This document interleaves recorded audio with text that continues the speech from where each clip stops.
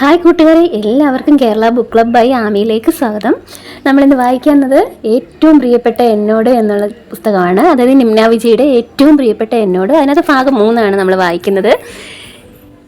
ഞാൻ ഇതിനകത്ത് കുറച്ച് വീഡിയോയിൽ എഡിറ്റൊക്കെ ചെയ്തിട്ടുണ്ട്. വീഡിയോ എഡിറ്റ് എന്ന് വെച്ചാൽ വിഷ്വലിലാണ്. നിങ്ങൾക്ക് ഇഷ്ടമായെങ്കിൽ കമൻറ്റിൽ ചെയ്തേക്കണേ, കമൻറ്റിൽ പറയണേ. നമുക്ക് തുടങ്ങാം. ഭാഗം 3. സ്ഥലം മാറി കിടന്നതുകൊണ്ട് ഇന്നലെ രാത്രി അവൾക്ക് ഉറക്കം കിട്ടിയില്ല. സാക്ഷി എഴുന്നേൽക്കുന്നതിന് മുൻപേ അവൾ കുളി കഴിഞ്ഞ് റൂമിലെത്തി. ഓഫീസിലെ ആദ്യത്തെ ദിവസം കാഷ്വൽ ഡ്രസ്സിൽ ഇറങ്ങാനൊരുങ്ങിയ അതിഥിയുടെ കയ്യിൽ സാക്ഷി അവളുടെ ഷെൽഫിൽ നിന്നും ഫോർമൽ പാന്റും ഷർട്ടും എടുത്തു കൊടുത്തു. ഇന്നലെ ബാഗിൽ നിന്നും ഡ്രസ്സുകൾ എടുത്ത് പുറത്തു വെച്ചപ്പോഴേ അവളുടെ ഫാഷൻ സെൻസ് ഒട്ടും കൊള്ളുന്ന അഭിപ്രായമാണ് സാക്ഷിക്ക്. വരുന്ന ഞായറാഴ്ച ബാക്കി പരിപാടികളെല്ലാം മാറ്റിവെച്ച് ഷോപ്പിങ്ങിന് പോകാമെന്ന് അവൾ അതിഥിയോട് ചട്ടം കെട്ടി. അവളെ ഓഫീസിലേക്കുള്ള യൂബർ കയറ്റിവിട്ട ശേഷമാണ് സാക്ഷി ഓഫീസിലേക്ക് തിരിച്ചത്. ഒരു ഓൺലൈൻ ന്യൂസ് ചാനലിൻ്റെ ഉള്ളിൽ നടക്കാനിടയുള്ള എല്ലാ തിരക്കും അവിടെയും കാണാനുണ്ട്. എല്ലാവരും നല്ല ഓട്ടത്തിലാണ്. ഓഫീസിലെ മലയാളികളെല്ലാം ഹൈദരാബാദ് ബ്രാഞ്ചിലാണെന്ന് HR ഇൻ്റർവ്യൂ സമയത്ത് തന്നെ പറഞ്ഞിരുന്നത് കൊണ്ട് പെട്ടെന്ന് കമ്പനിക്ക് ഇവിടെ ആരെയും കിട്ടാനിടയില്ലെന്ന് അവൾക്കുറപ്പായി. ടെക്നിക്കൽ ടീമിലുള്ള ശരണ്യ രാധാകൃഷ്ണൻ മാത്രമാണ് ഓഫീസിലെ ഏക മലയാളി. രാവിലെ ലിഫ്റ്റിൽ വെച്ച് ഫോണിൽ സംസാരിച്ചുകൊണ്ട് കയറി വന്നപ്പോൾ മലയാളിയാണോ എന്ന തൻ്റെ ചോദ്യം കേട്ടിട്ടും മറുപടി തരാഞ്ഞപ്പോഴേ ആ അഹങ്കാരിയുമായി ഒരു സൗഹൃദവും നടക്കില്ലെന്ന് അതിഥി മനസ്സിലുറപ്പിച്ചതാണ്. വീഡിയോ മീറ്റിംഗ് വഴി ടീമിലെ ആളുകളുമായി ചെറിയൊരു പരിചയപ്പെടൽ ഉണ്ടായത് ഒഴിച്ചാൽ ആദ്യ ദിവസം ഓഫീസിൽ പ്രത്യേകിച്ച് പണിയൊന്നും ഉണ്ടായില്ല. പെട്ടെന്ന് ആരുടെയും കണ്ണെത്താത്ത ഒരു മൂലയ്ക്കാണ് അവളുടെ ഡെസ്ക്. ഞായറാഴ്ച ഷോപ്പിങ്ങിന് പോകുമ്പോൾ ഡെസ്കിൽ വെക്കാൻ ഒരു കലണ്ടറും കുഞ്ഞിച്ചെടിയും വാങ്ങിക്കണമെന്ന് ആലോചിച്ച് വെറുതെ ചാരി കിടക്കുമ്പോഴാണ് അവൻ അവളെ തട്ടി വിളിച്ചത്. മലയാളിയാണോ? ആ അതെ, മലയാളിയാണോ? പെട്ടെന്നുണ്ടായ ആവശ്യത്തിൽ അവൾ തിരിച്ചും ചോദിച്ചു. അല്ല, മലയാളം സംസാരിക്കുന്ന ബംഗാളിയാണ്. അവൻ ചിരിച്ചുകൊണ്ട് പറഞ്ഞു. അയ്യോ സോറി, ഞാൻ പെട്ടെന്ന് ഓർത്തില്ല. മലയാളം കേട്ട ആവേശത്തിൽ ചോദിച്ചു പോയതാണ്. എൻ്റെ പേര് അതിഥി. ആദിത്യൻ. ഇവിടെ ഗ്രാഫിക് ഡിപ്പാർട്ട്മെൻറ്റിലാണ്. വെറുതെ ഇരിക്കുവാണെങ്കിൽ വായോ, ഒരു ചായ ഓഫർ ചെയ്യാം. താഴെ കടയെല്ലാം ഉണ്ടോ? ഞാൻ കണ്ടില്ലല്ലോ. ഒരു സിഗരറ്റ് കടയുണ്ട്, പേരിനൊരു ചായയും കിട്ടും. അവൾ അവൻ്റെ ഒപ്പം ലിഫ്റ്റിനടുത്തേക്ക് നടന്നു. രാവിലെ തന്നെ ആ ശരണ്യയ്ക്ക് മുന്നിൽ പോയി പെട്ടല്ലേ? ലിഫ്റ്റിലെ ഗ്രൗണ്ട് ഫ്ലോർ ബട്ടൺ അമർത്തുന്നതിനിടെ അവൻ ചോദിച്ചു. ഹേ, ആ കാര്യം ആര് പറഞ്ഞു? ഞാൻ ഇയാളെ ലിഫ്റ്റിൽ കണ്ടില്ലല്ലോ രാവിലെ. അവൾ സംശയത്തോടെ അവനെ നോക്കി. ഡിപ്പാർട്ട്മെൻറ്റിലെ ഒരു തമിഴ് പയ്യനുണ്ട്, ശക്തി. മച്ചി ഇന്നേക്ക് കാലയിലെ സമ്മ ഫൺ എന്ന് പറഞ്ഞ് ലിഫ്റ്റിലെ കഥ അവൻ ഇവിടെ എല്ലാവരോടും പറഞ്ഞു. വന്ന ദിവസം അവൾ എനിക്കും നൈസായിട്ട് ഇതുപോലൊരു പണി തന്നതാ. അതുകൊണ്ട് തൻ്റെ സുഖവരം ഒന്ന് അന്വേഷിച്ച് കളയാമെന്ന് കരുതി. അവൻ കളിയാക്കിയ പോലെ ഒന്ന് ചിരിച്ചു. എനിക്കവളെ ഇഷ്ടമായില്ല. അതിഥി പരിഭവപ്പെട്ടു. എനിക്കും. സാരമില്ല, ഒരു ദിവസം അവളെ നമ്മുടെ കയ്യിൽ കിട്ടും. അത് നല്ലോണം അപമാനിച്ചു വിടാം. എന്തു പറയുന്നു? ഡീൽ. ആഹാ, ഒരാളെ ഉപദ്രവിക്കാവുന്ന കാര്യം പറയുമ്പോൾ എന്താ സന്തോഷം അല്ലേ? രണ്ടുപേരും പരസ്പരം നോക്കി പൊട്ടിച്ചിരിച്ചു. പോകുന്നതിന് മുൻപേ ആദ്യ ഗ്രാഫിക് ഡിപ്പാർട്ട്മെൻറ്റിലെ അവൻ്റെ സുഹൃത്തുക്കളെ അവൾക്ക് പരിചയപ്പെടുത്തി. എല്ലാ സംസ്ഥാനത്തു നിന്നുമുള്ള ആളുകളുണ്ട് ഇവിടെ. അവളുടെ ലിഫ്റ്റ് കഥ ഡെസ്കിൽ പാട്ടാക്കിയ ശക്തിയുമായി അവൾ പെട്ടെന്ന് കമ്പനിയായി. ആദ്യം ഇവിടെ ജോയിൻ ചെയ്തിട്ട് 3 മാസത്തോളമായി. ഓഫീസിനടുത്ത് കൂട്ടുകാരുമായി ഫ്ലാറ്റ് എടുത്താണ് താമസം. ജോലി ഇഷ്ടമുണ്ടായിട്ടല്ല, വീട്ടുകാരുടെ നിർബന്ധം കൊണ്ട് വണ്ടി കയറിയതാണ്. അവന് സിനിമാ സംവിധാനവും അഭിനയവും ഒക്കെയാണ് ലോകം. രണ്ടുപേരുടെയും ഷിഫ്റ്റ് ഒരേ സമയമായതിനാൽ ഓഫീസിൽ നിന്നും അവർ ഒരുമിച്ചാണ് ഇറങ്ങിയത്. ബാംഗ്ലൂരിൽ എത്തിയ ശേഷം കുറച്ച് സന്തോഷത്തോടെ സംസാരിച്ചതും സമയം ചിലവഴിച്ചതുമെല്ലാം ആദ്യം കണ്ട ശേഷമാണെന്ന് അവൾക്ക് തോന്നി. വൈകിട്ട് ഡിന്നർ കഴിക്കാൻ വന്നേക്കണമെന്ന് ആൻറ്റി വിളിച്ചു പറഞ്ഞതിനാൽ രാത്രി ഭക്ഷണത്തിന് തന്നെ കാത്തു നിൽക്കേണ്ടെന്ന് സാക്ഷിക്ക് മെസ്സേജ് അയച്ച് അവൾ നേരെ ആൻറ്റിയുടെ വീട്ടിലേക്ക് യൂബർ വിളിച്ചു. ഫ്ലാറ്റിലേക്കുള്ള ചെറിയ ഗേറ്റ് തുറന്ന് അകത്തേക്ക് കാലെടുത്ത് വെച്ചതും പട്ടികൾ ഓടിവന്ന് അവൾക്ക് ചുറ്റും കൂടി. അതേ വേഗത്തിൽ തിരിഞ്ഞോടി ഗേറ്റ് പൂട്ടി കിതച്ചുകൊണ്ട് അവൾ ഫോണിൽ ആൻറ്റിയുടെ നമ്പർ ഡയൽ ചെയ്തു. എന്താ അമ്മ ഇങ്ങനെ കിതയ്ക്കുന്നേ? ഫോൺ എടുത്തുപാടെ ആൻറ്റി പരിഭ്രമത്തോടെ ചോദിച്ചു.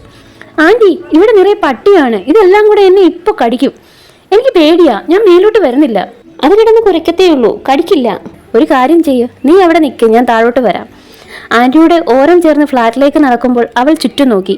ആ പട്ടികൾ അവിടെ തന്നെ ഉണ്ട്, പക്ഷേ ഒറ്റ എണ്ണം പോലും അടുത്തേക്ക് വരുന്നില്ല. നിന്നെ പരിചയമില്ലാത്തതിൻ്റെതാണ്.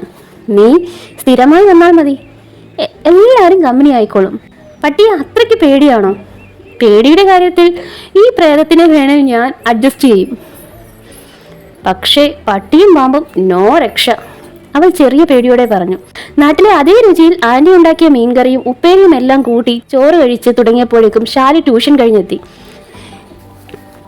ചേച്ചിക്ക് റൂംമേറ്റിനെ എല്ലാം ഇഷ്ടമായോ? ബാൽക്കണിയിൽ നിന്നും പുറത്തെ കാഴ്ചകൾ നോക്കിക്കൊണ്ടിരുന്ന അവൾക്കരികെ വന്ന് ശാലി ചോദിച്ചു. ആ പിന്നെ, നല്ല കുട്ടിയാണ് സാക്ഷി. റൂമെല്ലാം വൃത്തിയായിട്ട് കൊണ്ടു നടക്കുന്നുണ്ട്. ഇന്നലെ തന്നെ നല്ല കമ്പനിയായി. പഠിക്കാനും ജോലി ചെയ്യാനും ഒക്കെ എനിക്കും ഇതുപോലെ എവിടെയെങ്കിലും പോകണം. +2 കഴിഞ്ഞ് ഞാൻ പിന്നെ ഇവിടെ നിൽക്കില്ല, അവൾ അല്പം സങ്കടത്തോടെ പറഞ്ഞു. അതെന്താ എല്ലാവരും എങ്ങനെയെങ്കിലും ബാംഗ്ലൂർ എത്തിയാൽ മതിയെന്ന് പറയുന്നേ? നിനക്കെന്താ ഇവിടെ ഇഷ്ടമല്ലാത്തത്? അതൊന്നും ചേച്ചിക്ക് പറഞ്ഞാൽ മനസ്സിലാവില്ല. വാ, നമുക്ക് അകത്തേക്ക് പോകാം. ഇവിടെ അധിക നേരം നിൽക്കണ്ട, അച്ഛൻ കണ്ടാൽ ചീത്ത പറയും. അവൾ അതിഥിയുടെ കൈ പിടിച്ചു. എന്തിന്? അമ്മയുടെ കറിവേപ്പില ചെടി ചവിട്ടുമെന്ന് പേടിച്ചിട്ടാണോ? അതിഥിക്ക് കാര്യം പിടികിട്ടിയില്ല. അയ്യേ അതല്ല, ദേ ആ നേരെ കാണുന്ന ഫ്ലാറ്റില്ലേ, അതിലൊരു 4 മലയാളി പയ്യന്മാരുണ്ട്. കഴിഞ്ഞ ആഴ്ച ഞാൻ ഇവിടെ വന്ന് നിന്നപ്പോൾ എന്നോട് എന്തൊക്കെയോ ചോദിച്ചു. അത് കണ്ടാണ് അച്ഛൻ കയറി വന്നത്. പിന്നെ അവരിവിടെ ഉള്ളപ്പോൾ ഇവിടെ നിൽക്കാൻ സമ്മതിക്കില്ല. ഓ അപ്പടിയാ, അവരെന്താ നിന്നോട് ചോദിച്ചേ? അത് പോട്ടെ, പിള്ളേരെങ്ങനെ, കാണാൻ ലുക്കുണ്ടോ? അതിഥി ചെറുതായി കണ്ണിറുക്കി ചിരിച്ചുകൊണ്ട് ചോദിച്ചു. ബെസ്റ്റ്, നല്ല ആളോടാ ഞാൻ പറഞ്ഞേ. അവർ വെറുതെ പേര് ചോദിച്ചു, അത്രേ ഉള്ളൂ. കാണാൻ കൊള്ളാവോ എന്നൊക്കെ ചോദിച്ച കൂട്ടത്തിൽ ഒരു ചേട്ടൻ കൊള്ളാം, എനിക്കിഷ്ടമായി. അവൾ മുഖം തരാതെ അല്പം നാണത്തോടെ പറഞ്ഞു. എന്താണ് രണ്ടാളും കൂടെ ഒരു സ്വകാര്യം? ഈ ബാൽക്കണിയുടെ ഡോർ തുറന്നു വെച്ചാൽ കൊതുകെല്ലാം രാത്രി അകത്ത് കയറും കേട്ടോ, ആനി ടേബിൾ വൃത്തിയാക്കുന്നതിനിടെ വിളിച്ചു പറഞ്ഞു. ഇങ്ങനെ ബാൽക്കണി തുറന്നു വെച്ചാൽ കൊതുകല്ല, വേറെ പലതും അകത്ത് കയറും കേട്ടോ ആൻറ്റി, അതിഥി മറുപടി പറഞ്ഞു. എൻ്റെ ചേച്ചി ചതിക്കല്ലേ, ഞാൻ എങ്ങനെയെങ്കിലും ഒന്ന് ജീവിച്ചു പോട്ടെ. പിന്നെയും എന്തോ പറയാനൊരുങ്ങിയ അതിഥിയുടെ വായ ശാലു പൊത്തിപ്പിടിച്ചു. രാത്രി അങ്കിൾ വന്ന ശേഷമാണ് അതിഥി ഹോസ്റ്റലിലേക്ക് പോയത്. 10 മണി കഴിഞ്ഞതിനാൽ സാക്ഷി ചെറുതായി വാതിൽ ചാരിയിട്ട് ഉറങ്ങാൻ കിടന്നിരുന്നു. വന്ന പാടെ ഫോണുമായി അവൾ ബെഡിലേക്ക് വീണു. വന്ന മെസ്സേജിനെല്ലാം റിപ്ലൈ കൊടുത്തു. ഓഫീസിലെ പുതിയ വാട്സപ്പ് ഗ്രൂപ്പെല്ലാം ചെക്ക് ചെയ്ത് കഴിഞ്ഞപ്പോഴേക്കും വരാന്തയിലെ ലൈറ്റ് എല്ലാം ഓഫ് ചെയ്തിരുന്നു. ഫോൺ വിളിച്ചും സംസാരിച്ചും എല്ലാവരും വരാന്തയിൽ കൂടി നിൽക്കുന്നതിനാൽ തൊട്ടടുത്ത റൂമിലുള്ളവർക്ക് ഉറങ്ങാൻ കഴിയുന്നില്ലെന്ന പരാതി കിട്ടിയതുകൊണ്ട് 11 മണിക്ക് ശേഷം ഇപ്പോൾ വരാന്തയിലെ ലൈറ്റ് എല്ലാം ഓഫ് ചെയ്യണമെന്ന് വാർഡൻ ഉത്തരവിട്ട കാര്യം സാക്ഷി ഇന്നലെ പറഞ്ഞത് അവൾക്ക് ഓർമ്മ വന്നു. ഈ പരാതി കൊടുത്തതേ സാക്ഷി തന്നെയാവുമെന്ന സംശയം അപ്പോഴേ അതിഥിക്കുണ്ടായിരുന്നു. സാക്ഷിയുടെ അച്ഛൻ പട്ടാളത്തിലെ ഉയർന്ന ഉദ്യോഗസ്ഥനായി റിട്ടയർ ചെയ്ത ആളാണ്. അതുകൊണ്ട് അവളുടെ വീട്ടിൽ പണ്ടേ പട്ടാള ചിട്ടയാണ്. ആ ചിട്ടയുടെ ചെറിയൊരു ജീൻ ഇവൾക്കും കിട്ടിയിട്ടുണ്ട്.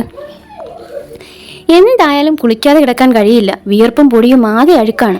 അവൾ ബക്കറ്റ് എടുത്ത് വരാന്തയിലൂടെ ബാത്റൂമിലേക്ക് നടന്നു. എനിക്ക് ഫേസ്ബുക്കും ഇല്ല, ഇൻസ്റ്റാഗ്രാമും ഇല്ല, ദയവ് ചെയ്ത് നീ ഒന്ന് വിശ്വസിക്ക്. ആരാണ് ഇവിടെ മലയാളം പറയുന്നത്? 2nd ഫ്ലോറിലേക്കുള്ള കോണിപ്പടിയുടെ അടുത്ത് നിന്നാണ് ആ ശബ്ദം. അവൾ 2 അടി പിറകോട്ട് വെച്ച് ഒന്ന് എത്തി നോക്കി. പടികൾ കയറിയും ഇറങ്ങിയും ഫോൺ ചെയ്തുകൊണ്ടിരുന്ന പെൺകുട്ടി അതിഥിയെ കണ്ടതും 1 സെക്കൻഡ് സംസാരം നിർത്തി സംശയത്തോടെ നോക്കി. അവൾ തന്നെയാണ് നോക്കുന്നതെന്ന് മനസ്സിലായപ്പോൾ അല്പം ഒന്ന് പരുങ്ങി മറ്റെന്തോ തിരയുന്നത് പോലെ ചുറ്റും നോക്കി. അതിഥി ബാത്റൂമിലേക്ക് വേഗത്തിൽ നടന്നു. മോശമായി. അവൾ എന്ത് കരുതി കാണും? അല്ല, അവൾ എന്ത് കരുതേ? ഞാൻ മലയാളിയാണെന്ന് അവൾക്കറിയില്ലല്ലോ. അപ്പോൾ ഫോൺ വിളിച്ചത് ഒളിഞ്ഞു കേട്ടെന്ന് സംശയിക്കാൻ ഇടയില്ല. അല്പം ആശ്വാസത്തിൽ അതിഥി ബാത്റൂമിലേക്ക് ടാപ്പ് തുറന്നു. കുളി കഴിഞ്ഞ് സാക്ഷിയെ ഉണർത്താതെ റൂമിന്റെ വാതിൽ ശബ്ദമുണ്ടാക്കാതെ തുറക്കാൻ ശ്രമിക്കുന്നതിനിടെ വരാന്തയിൽ നിന്ന് ആരോ കരയുന്ന ശബ്ദം കേട്ട് അവൾ കയ്യിലുണ്ടായ ബക്കറ്റ് താഴെ വെച്ച് കോണിക്കടുത്തേക്ക് നടന്നു. നേരത്തെ കണ്ട അതേ പെൺകുട്ടി തന്നെയാണ്. കോണിയുടെ ഒരു മൂലക്കിരുന്ന് കാലുകൾ കൂട്ടിവെച്ച് മുഖം താഴ്ത്തി കരഞ്ഞുകൊണ്ടിരുന്ന അവളെ അതിഥി തട്ടി വിളിച്ചു. അതെ, നീ ഓക്കെ ആണോ? എനിക്ക് പ്രശ്നമൊന്നുമില്ല. മുഖം പൊക്കി കരഞ്ഞു കണ്ണുകൾ തുടച്ചുകൊണ്ട് അലക്ഷ്യമായി വലിച്ചെറിഞ്ഞ ഫോൺ തപ്പിയെടുത്ത് അവൾ 2ാമത്തെ നിലയിലേക്ക് ഓടിക്കേറി. റൂമിലെത്തി ഉറങ്ങാൻ കിടന്നിട്ടും അതിഥിക്ക് ഉറക്കം വന്നില്ല. ഒന്നും ചോദിക്കേണ്ടിയിരുന്നില്ല എന്ന് അവൾക്ക് തോന്നി. റൂമിൽ പോയി കരയാൻ പറ്റാത്തത് കൊണ്ടാകും ചിലപ്പോൾ ഇവിടെ വന്നിരുന്നത്. പക്ഷേ ഒരാളിങ്ങനെ പൊട്ടിക്കരയുന്നത് കണ്ടിട്ടും ഒന്നും അന്വേഷിക്കാതെ ആശ്വസിപ്പിക്കാതെ ഇരിക്കുന്നത് എങ്ങനെയാണ്? ഓരോന്നോർത്ത് എപ്പോഴാണ് മയങ്ങിപ്പോയതെന്ന് അവൾക്ക് ഓർമ്മയില്ല. ഇത്രയുമാണ് ഭാഗം 3. എല്ലാവർക്കും ഈ അവതരണശൈലി ഇഷ്ടമായെന്ന് വിചാരിക്കുന്നു. എന്തായാലും കമൻറ്റ് ബോക്സിൽ ടൈപ്പ് ചെയ്യണേ. നിങ്ങളിടുന്ന കമൻറ്റുകൾ കാണുമ്പോഴാണ് ഇനിയും വായിച്ചിടാൻ തോന്നുന്നത്. ഒരു കുട്ടി ഫസ്റ്റ് എൻ്റെ വീഡിയോയ്ക്ക് ഒരു കമൻറ്റ് ഇട്ടിരുന്നു, ചേച്ചി അതിൻ്റെ ലാസ്റ്റ് മനസ്സിലായില്ല എന്ന് പറഞ്ഞിട്ട്. അത് കണ്ടപ്പോഴാണ് എനിക്കിത് കൊള്ളാലോ, കാണുന്നുണ്ട്, ആളുകൾ കാണുന്നുണ്ട് എന്നൊക്കെ തോന്നി ഒന്ന് വായിച്ചിട്ടത്. വായിച്ച് രണ്ടാമത്തെ ഭാഗം ഇടാൻ തോന്നിയത്. അതുപോലെ നിങ്ങളും കമൻറ്റുകളൊക്കെ ടൈപ്പ് ചെയ്യുക, കേൾക്കുന്നവർ കാണുന്നവർ. ഇഷ്ടമായെങ്കിൽ ടൈപ്പ് ചെയ്യുക കമൻറ്റുകൾ. എല്ലാവർക്കും ഈ വീഡിയോ ഇഷ്ടമായെന്ന് വിചാരിക്കുന്നു. ഇഷ്ടമായെങ്കിൽ ലൈക്ക് ചെയ്യുക, ഷെയർ ചെയ്യുക, സബ്സ്ക്രൈബ് ചെയ്യുക, സപ്പോർട്ട് ചെയ്യുക. ബൈ. Signing off, Ami.